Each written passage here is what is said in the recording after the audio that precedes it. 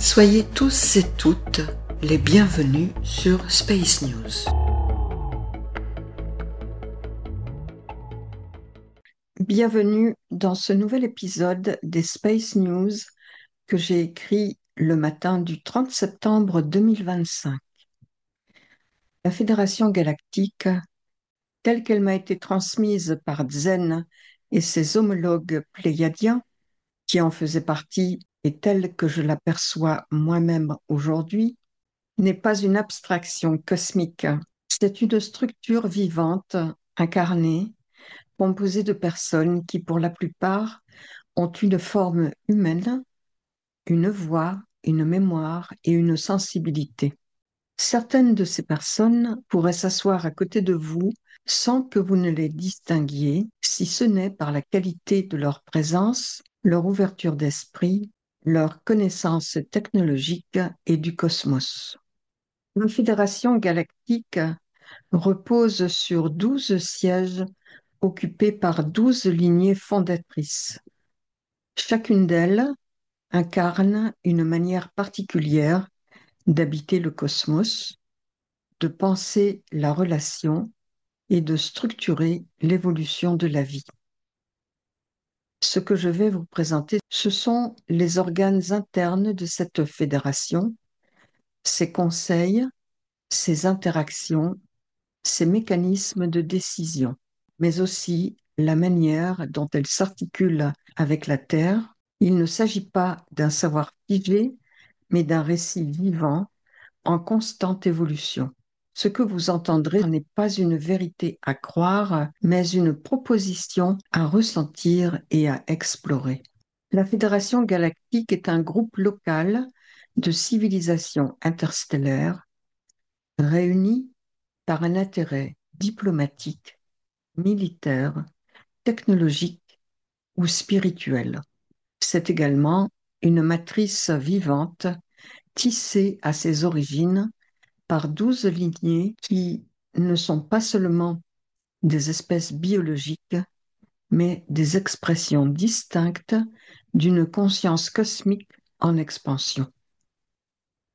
Pour certaines d'entre elles, cette conscience s'incarne dans des corps humains au sens concret du terme, un tronc, de bras, de jambes, un visage, une voix, une sensibilité, une personnalité, une intelligence. Ce ne sont pas, contrairement à ce qui est largement divulgué sur Terre, des humanoïdes abstraits. Ce sont de véritables êtres humains, parfois indiscernables de nous, si ce n'est par leur apparence, leur manière de penser ou d'agir. Ils ont tous, selon les personnes, des manières de s'exprimer différentes, personnelles. Ils peuvent émettre des avis ou des commentaires positifs, mais quelquefois acerbes et négatifs sur leurs contactés ou sur nous et sur la Terre. Ces lignées ne sont pas des archétypes désincarnés. Ce sont des visages, des façons de marcher, de rire, de penser. Ils ont des cultures, des langages, des histoires. Certains vivent sur des planètes aux atmosphères proches de la nôtre, avec des villes, des forêts, des océans, des tornades ou des tremblements de terre. Ils peuvent s'asseoir à une table, partager un repas, dialoguer avec nous sans que nous sachions qu'ils viennent d'une autre planète. Ce sont, comme nous, des êtres incarnés, tangibles, dont la biologie est compatible avec la nôtre, parfois même plus stable, plus résistante et plus fine. Certaines lignées sont très proches de nous, physiquement et émotionnellement, au point que l'on peut parler d'humanité stellaire au pluriel et non d'une seule sur Terre. La Fédération galactique, dans sa forme la plus stable et structurée, s'est historiquement articulée autour de 12 sièges, chacun occupé par une lignée. Ces sièges ne sont pas symboliques, ils représentent des responsabilités concrètes dans la régulation la coordination et l'évolution des relations interstellaires. Ces lignes membres de la Fédération qui ont un siège sont bien connus car je les ai présentés maintes fois, notamment dans mes vidéos 2025 445 et 446. Je rappelle leur nom brièvement. Les Andromédiens de Viera. Leur siège est celui de la coordination intergalactique, de la diplomatie à grande échelle. Ils ont la peau bleue et leur apparence est également de type humanoïde, même si leur lignée ne fait pas partie des humains. Les Arcturiens d'Iasli-Antiplex, d'Arcturus, ressemblent à des petits gris, mais de couleur turquoise, avec de grandes zones violettes. Ils sont les maîtres de la géométrie sacrée et de l'architecture vibratoire. Les Pléiadiens tégétiens occupent 2 sièges. Ils sont physiquement humains, avec une apparence nordique, une sensibilité fine, une technologie avancée et une spiritualité incarnée. Ils sont souvent les premiers interlocuteurs des terriens en raison de leur compatibilité biologique et émotionnelle avec nous. Les Antariens d'Antares apportent une énergie plus dense, plus enracinée. Leur siège est celui de la force vitale, de la régulation des impulsions. Leur culture est tournée vers l'intégration des polarités et vers la maîtrise des tensions internes. Les Urmas, originaires de la lyre, sont des félins bipèdes. Leur posture noble, leur force tranquille en font des protecteurs naturels des équilibres galactiques. Leur rôle dans la Fédération est souvent lié à la sécurité, à la régulation des conflits.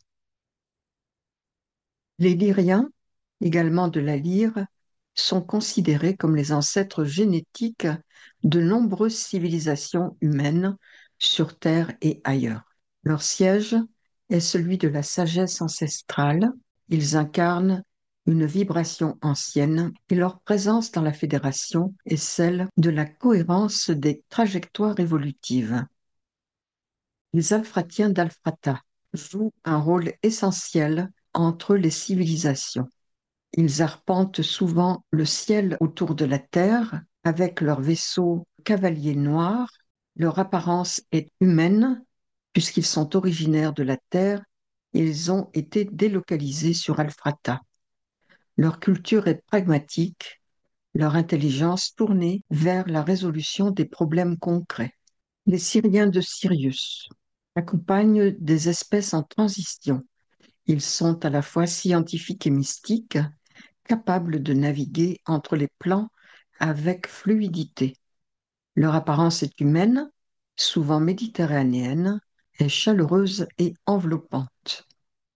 Les Vénusiens de Vénus sont souvent décrits comme très proches des Terriens, avec une sensibilité artistique, une capacité à créer des environnements propices à l'éveil.